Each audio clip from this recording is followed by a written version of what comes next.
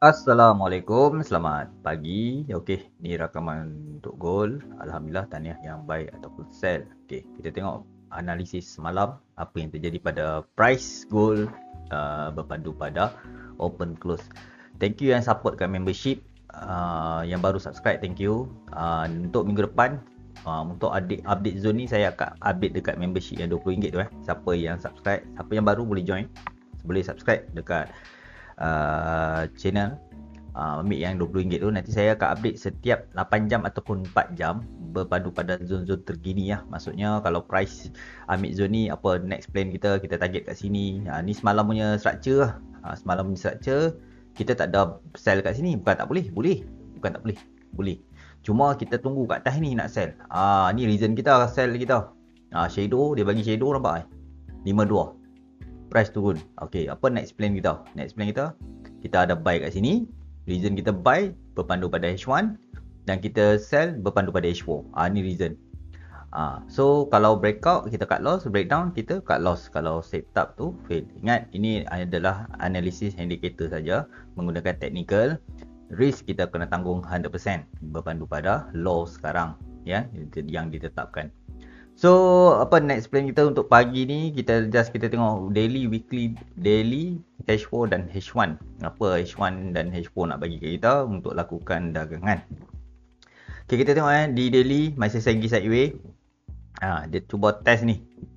Dah satu reversal retest test ni. Nak tengok dia test break ke atau test naik. Tapi kalau saya peribadi, saya tak nak sell kat sini tengah-tengah ni.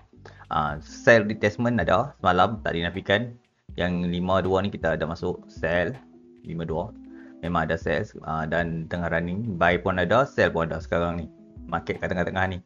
So kita tengok di daily dan di H4. H4 masih lagi dia respect zone ni dan price berjaya break, jadi saya tak opsi buy. Maksudnya potensi untuk kenaikan tu ada. Di mana zone sell kita, macam ada peribadi dia akan target kat sini. Kat sini zone. Bukan tak boleh, boleh.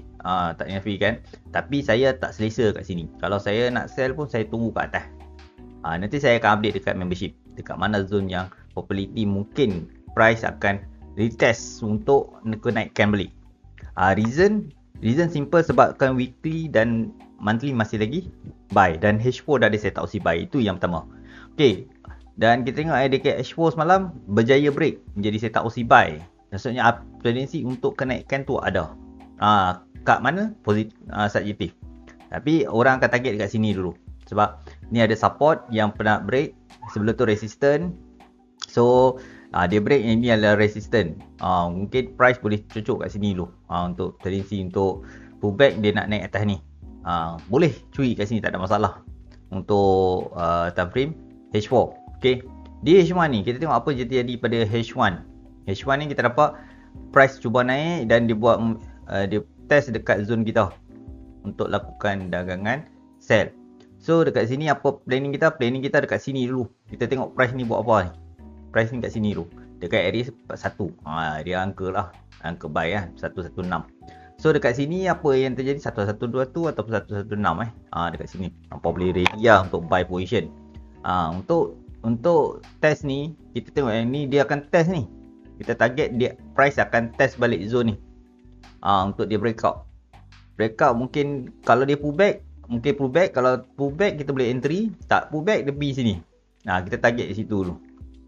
Kenapa kita target dia kenaikkan? Biasa mas jarang lah. Kalau nak jatuh lama ni jarang. Dia akan jatuh sesat lah.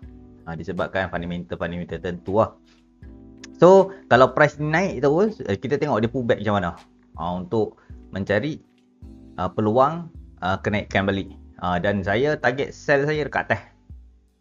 Kalau nak sini boleh, tak ada masalah. Saya akan fokus pada buy lagi. Sebab saya nak target kat dalam zone ni, baru saya nak cari sell. Ni nanti saya akan update dekat membership. Thank you yang masih support membership. So dekat situ lah saya rasa better saya update kat membership lah. Sebab dulu pun saya rajin update. Cuma yalah dah belajar. Siapa yang dah belajar tak ada masalah. Cuma yang baru masih pening. Alamak, aku nak buy kat mana, nak sell kat mana. Biar kita ada reason buy dan sell. Maksudnya SNR pun, pakai SNR pun boleh. Dia mesti ada reason lah. Jangan membabi buta yang kata main masuk je. Start lagi kan, untuk layer MC, 2 layer MC tak payah. Kita hamba tunggu je. Ni kalau cantik tunggu dia pullback balik dalam zone. Kalau nak kecilkan zone ambil dah 4111 untuk ataupun 4106 kalau dapat. Kalau dapat. Ni saya bagi ya.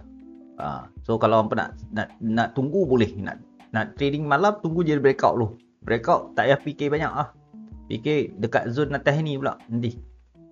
Tengok 419 dia break ke tak? Tak break cuba masuk dulu. Sekejap lagi dia pullback sini. Dia naik. Ataupun dia terus break. Dia terus break, dia cari zone dia. Zone ni saya akan update dekat membership. Okay, thank you Kita jumpa next video. Ingat satu je, bila ada entry mesti ada SL. Take risk 100%. Pastikan setiap pelaburan mesti ada exit plan. Okay, jangan mudah terpercaya dengan janji-janji manis. Ingat, dalam trading mesti ada exit plan. Dan cut loss tu pasti dalam trading. Kita jumpa next video. Assalamualaikum, selamat pagi semua.